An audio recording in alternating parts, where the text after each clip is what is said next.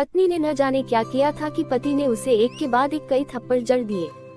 हमेशा हर सिचुएशन को शांति से हैंडल करने वाली पत्नी भी इस बार इतनी अशांत हो उठी कि उसने अपनी चप्पल ही निकाल कर पति की ओर दे फेंकी। चप्पल पति के बालों को छूते हुए निकल गई।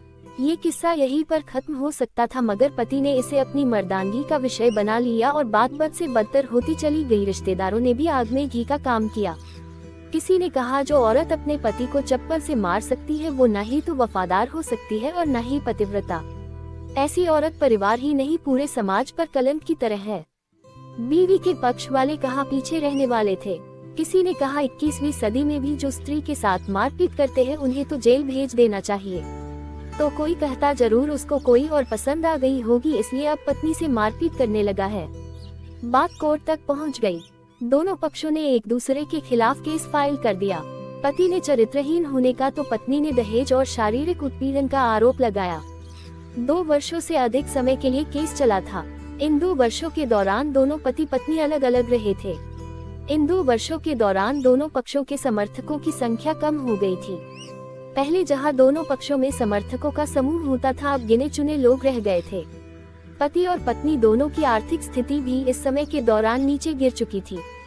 जिन्हें वो अपना शुभचिंतक समझ रहे थे, पैसों की बात आते ही उन्होंने भी अपना पलड़ा झाड़ लिया था। अगर कोई देने को राजी भी हुआ तो मोटे ब्याज की शर्त पर। आखिरकार वही हुआ जो सब चाहते थे, डाइवोर्स। हर कोई खुश था, दोनों पक्षों के रिश्तेदार, उनके माता पिता और दोनों के वकील। लेकिन 5 साल की सुखद शादी और एक सुंदर बेटी होने के बाद मिले इस डाइवोर्स से पत्नी मुक्त थी और पति शांत। शायद ये एक इत्तेफाक ही था कि इस खुशी को मनाने के लिए दोनों पक्ष के लोग एक ही चाय की टपरी पर बैठे, आमने सामने। इत्तेफाक इसलिए क्योंकि ज्यादातर लोग जो एक दूसरे के विरोध पक्ष को सपोर्ट कर रहे थे वे एक दूसरे को अच्छे से जानते भी नहीं थे। पति पत्नी भी इन सभी से दूर एक दूसरे के सामने मेज पर बैठे। पत्नी ने पति से कहा, अब तो खुश होगे ना, तुम्हारे मन की जो हुई है मुबारक हो। तुम भी तो आज जीत गई हो, मुझसे तलाक तो तुम्हें भी मिल गया है। Congratulation to you. पति ने कहा, तलाक को तुम जीत का प्रतीक समझते हो? पत्नी ने पूछा। पति चुप रहा। थोड़ी देर की शांति के बाद पति ने कहा, मुझे तुम्हें 5 लाख रुपए अभी और हर महीने 8,000 देने का आदेश है। अभी मेरे पास पैसे नहीं है, इसलिए हमारा मतलब मेरा जो सिटी में फ्लैट है उसे तुम्हारे नाम कर देता हूँ। पत्नी बोली, लेकिन उस फ्लैट की कीमत तो 18 लाख की है। हाँ, लेकिन हमारी बेटी तुम्हारे साथ है और आगे जाके उसके खर्चे भी बढ़ेंगे, तुम्हें थोड़ी आसानी होगी। पति ने कहा, नहीं नहीं, मुझे सिर्फ 5 लाख ही देना और तुम हर महीने 8,000 तो देने ही वाले हो, मैं मैनेज कर लूंगी। अगर 5 लाख नहीं है तब भी कोई बात नहीं। पत्नी बोली। दोनों फिर से शांत हो गए। पति सोचने लगा, कितनी भोली और समझदार है ये औरत, जो कुछ समय पहले तक मेरी पत्नी थी और अब अनजान।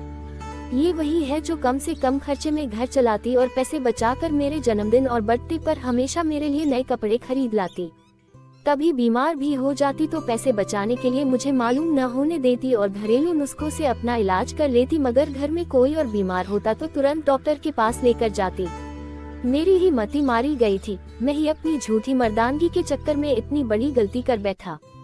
पत्नी के दिमाग में भी उथल पुथल चल रही थी। अभी भी वैसा का वैसा ही है, पहले भी खुद से ज्यादा हमारे बारे में सोचता था और अब भी वही कर रहा है।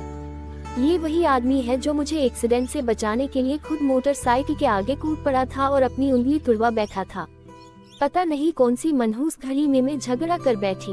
पति ने मौन तोड़ते हुए पूछा, अब तुम्हारे कमर का दर्द कैसा है? ज्यादा तकलीफ तो नहीं होती?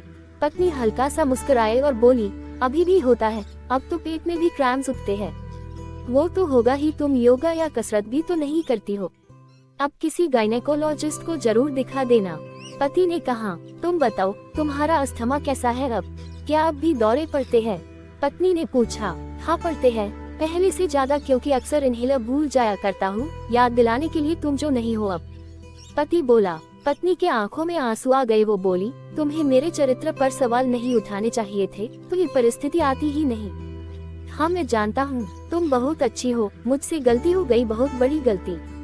मैं लोगों के बहकावे में आ गया था। पति बोला, तुमने भी तो मुझ पर दहेज का इल्जाम लगाया था। वो बोला, गलत था और इस बात का मुझे भी पछतावा हुआ। पत्नी ने कहा। पति कुछ कहना चाह रहा था लेकिन हिचकिचा रहा था। पत्नी ने पूछा, कुछ कहना चाहते हो? वो बोला, क्या सब पहले जैसा नहीं हो सकता? क्या मतलब? पत्नी बोली, मतलब कि हम फिर से पहले की तरह पति पत्नी बनकर, सच्चे दोस्त बनकर नहीं रह सकते। पति बोला, पर ये डाइवोर्स के पेपर दिखाते हुए पत्नी ने कहा, फाड़ देते हैं। पति ने अपने पास रखे डाइवोर्स के पेपर फाड़ते हुए कहा। पत्नी ने भी अपने पास रखे पेपर फाड़ दिए। सभी हैरान थे, वकील, रिश्तेदार और माँ बाप। पति पत्नी दोनों एक दूसरे के हाथ में हाथ पकड़े अपने घर की तरफ चले गए। दोस्तों, ये कहानी उन हर पति पत्नी के लिए बड़ी सीख है जो छोटी छोटी बातों पर लड़ते हैं और इन झगड़ों को बड़ा बना के अलग होने का डिसीजन लेते हैं। प्यार और झगड़ा तो एक सिक्के के दो पहलुओं की तरह है, दोनों को स्वीकार करना होगा, तभी ये पवित्र रिश्ता उसकी मंजिल तक पहुंच पाएगा।